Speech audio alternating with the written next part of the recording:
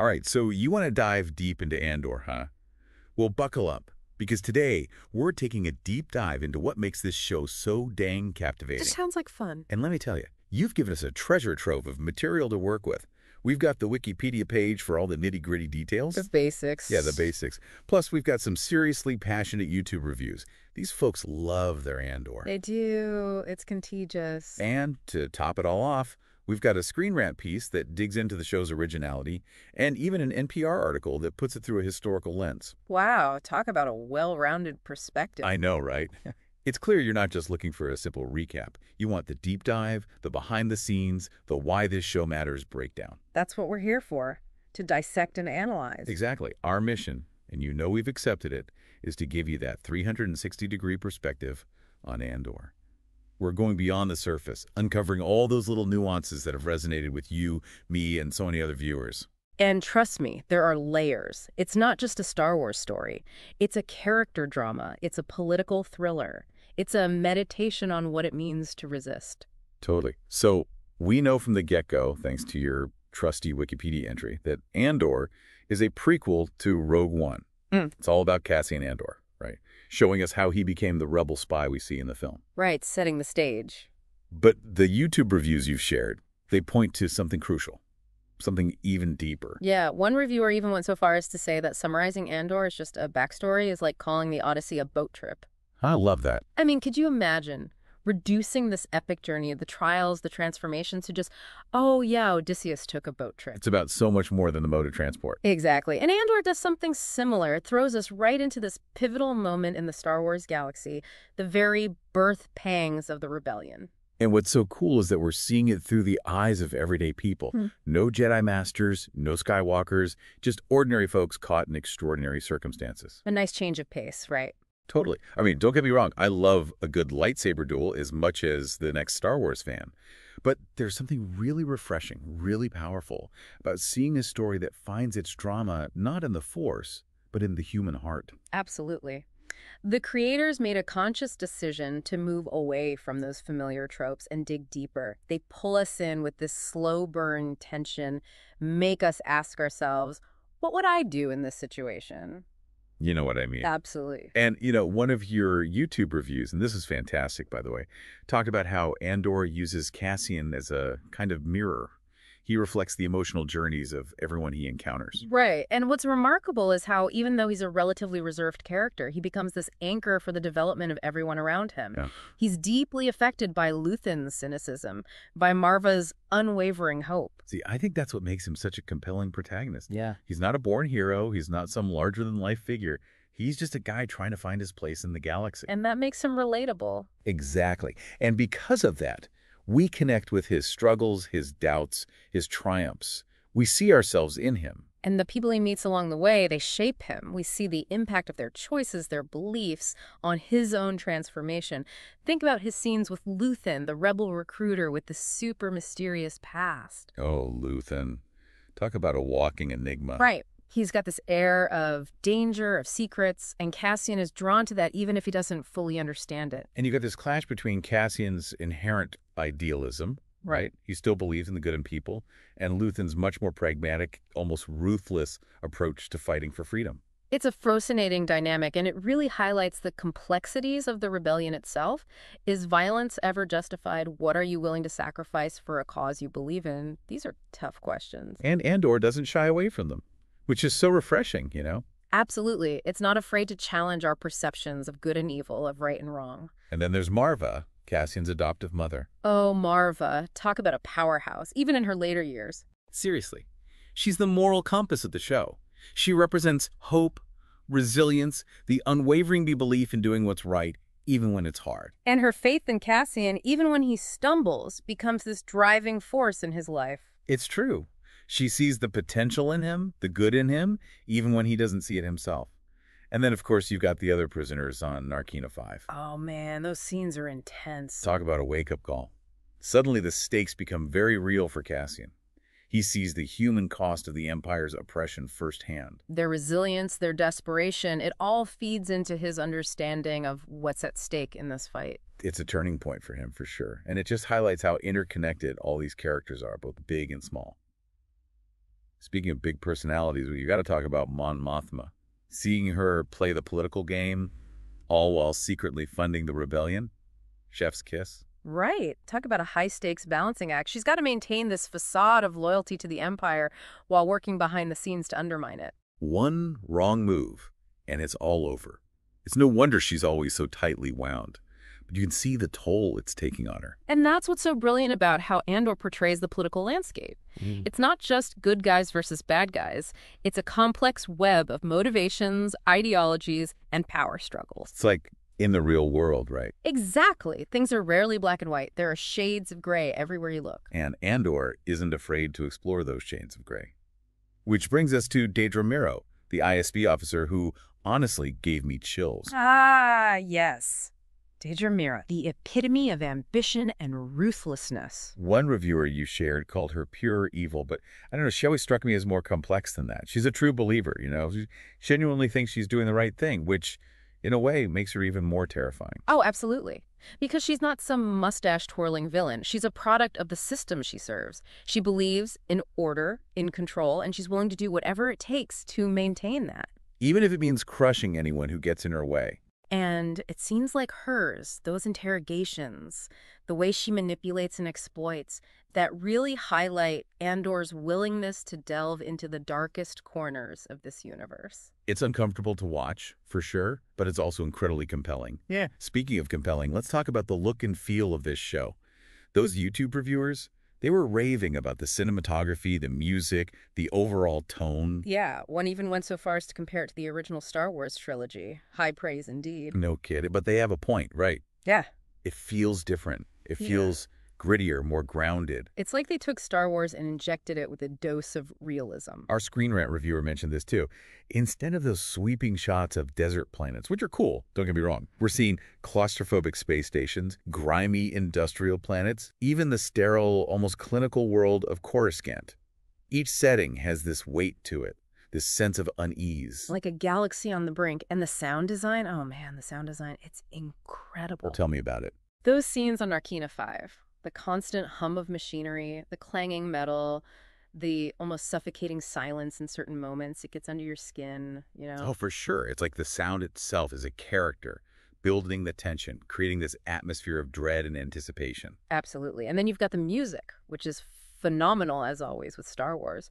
But in Andor, it's used so effectively to underscore the emotional weight of these scenes, to ratchet up the tension, or to create moments of quiet reflection. It's also masterfully done. And speaking of mastery, you included this fascinating NPR piece that talks about creator Tony Gilroy's obsession, for lack of a better word, with empires and revolutions throughout history. Obsession might be a strong word, but he's definitely got a thing for them.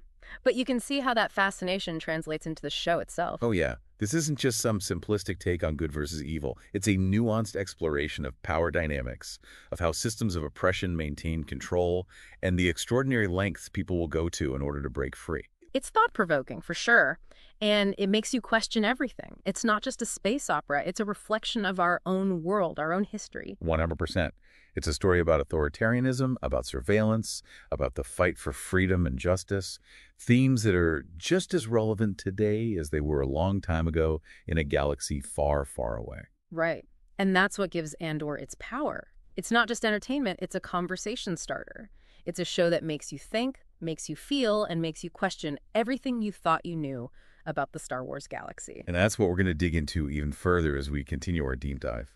You know, one of the things that really struck me going through all this material is how Andor portrays the rebellion. Like, it's not the big organized rebel alliance we see in the original trilogy, is it? Right. It's still early, remember, 5 years before Rogue One. So we're seeing the very beginnings. Exactly. The foundation. It's less about grand strategy and more about just surviving. People taking a stand, often at great personal risk. Absolutely. It's raw. You know what I mean? Definitely. You've got these scattered cells, each with their own motivations, their own ways of doing things, trying to find common ground, which honestly can't be easy. And you see that friction, even within the rebellion itself. Like with Saw Gerrera. Ah, Saw. Now there's a character who always brings the intensity. Right. We were introduced to him in Rogue One, and he's popped up in other Star Wars stories, too. A bit of a legend in his own mind, at least, but definitely a force to be reckoned with. And he represents that more extreme side of the rebellion, the one that's willing to cross lines that others won't, which is a really interesting dynamic to explore. Totally. Because it forces us to ask those uncomfortable questions. When is violence justified? What are you willing to sacrifice? Where do you draw the line? Exactly. And Andor doesn't shy away from that. It shows us the messy reality of war, of rebellion, of fighting for what you believe in. There are no easy answers. It's like that saying, one man's freedom fighter is another man's terrorist. Ooh, that's a good one. And Andor makes us confront that, makes us see things from multiple perspectives.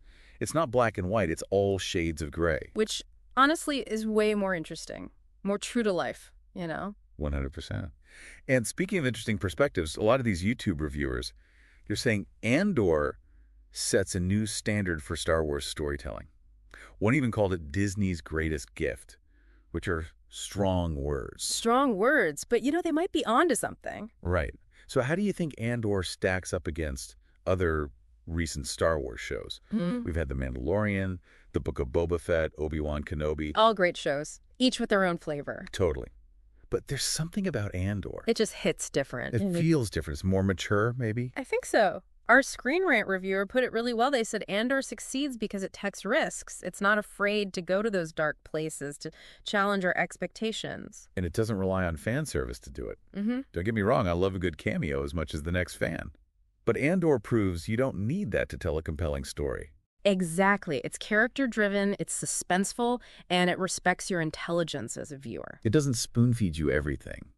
It lets you sit with the discomfort, the ambiguity, which honestly is more rewarding in the end. Yeah. Because you're left thinking about it long after the credits roll. I completely agree. And it makes the emotional payoffs that much more powerful. And the crazy thing is, we're not even done yet. We've got Season 2 coming up, leading us right into Rogue One. I know. I'm so ready. So what are you most excited to see explored further as we move closer to that fateful mission to steal the Death Star plans? That's a good question. I think for me, it's the evolution of these characters. We've seen them at their most vulnerable. We've seen the sparks of rebellion ignite within them. Right. Now, I want to see them embrace those flames, see them become the leaders, the heroes, the rebels we know they're destined to be. Yeah, like Cassian. He's come a long way from the guy we met in the first episode. Oh, yeah. He's gone from reluctant rebel to someone willing to risk it all for a cause he believes in, and Mon Mothma. Oh, she's a powder keg. You just know she's going to do something epic. Right. She's walking this tightrope, trying to play the Empire's game while secretly undermining it at every turn. And Luthen. Don't even get me started on Luthen. That guy is playing 4D chess while everyone else is still figuring out checkers. He's already made some tough choices, some morally questionable choices even. And it's only going to get more complicated, more dangerous as the rebellion gains momentum. It's like they're building to this inevitable explosion. And I can't wait to see the fallout. One of the things that really hit me about the ending of Season 1 was this feeling that the Empire, even though they're still firmly in control, they're starting to sweat a little. How can they not? The rebellion is like a thorn in their side. It's small, but it's persistent. And it's only getting stronger. Right. And the more the Empire tries to crush it, the more resilient it becomes. It's that classic case of oppression breeding resistance. And Andor captures that beautifully. It shows us how even the smallest acts of defiance can have a ripple effect. And that's what gives me hope, even in the face of such overwhelming odds. Me too. It's a reminder that even in the darkest of times, even when all seems lost, there's always hope. As long as there are people willing to fight for it. It's kind of like that whole what goes around comes around thing, right? It's the Empire tightens its grip, people resist, so they crack down even harder. It's a vicious cycle, for sure, and Andor doesn't sugarcoat it. It shows how that cycle, that struggle, impacts real people just trying to live their lives. It makes you think, doesn't it, about the world we live in. Right, because even though it's a galaxy far, far away, those themes, authoritarianism, surveillance, they hit close to home. It's like Andor is holding up a mirror, making us ask those tough questions, like how much power are we willing to give up in the name of security? And at what cost? Because freedom, it's not free. It never has been. And that's what I find so brilliant about the show. It's not preachy. It's not hitting you over the head with a message. It trusts the audience to get it, to connect the dots. Exactly. It sparks those conversations without force-feeding you the answers. It's like, here's the situation, here are the stakes, what do you think? It respects your intelligence. Totally. So after this deep dive, all these different perspectives, What would you say is Andor's most enduring message? What will stick with people?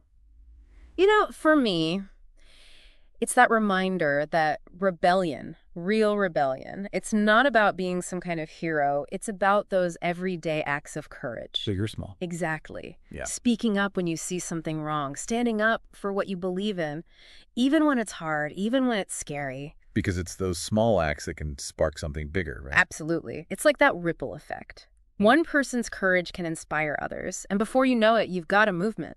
And that's a powerful message, especially now. It gives you hope. Right. That even in the face of overwhelming odds, things can change. Okay, so looking ahead to Season 2, to everything that leads up to Rogue One, I have a feeling we're going to see those choices, those lines between right and wrong, they're going to get even blurrier. Oh, for sure. And that's where the real drama lies. Because Andor isn't afraid to explore those gray areas. To show us that even in a galaxy far, far away, the fight for freedom is rarely simple. So well said. And on that note, we'll leave you all to ponder those complexities. Thanks for joining us on this deep dive into Andor. May the Force be with you. Always.